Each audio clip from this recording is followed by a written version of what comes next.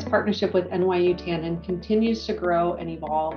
And something that I'm really excited about is an investment that Target just made in the Aspen Institute Cyber Workforce Initiative. We're excited to reignite this initiative. I really believe it's the collective initiative like this where we can bring together the triad of industry, education, and government to be the catalyst for lasting change.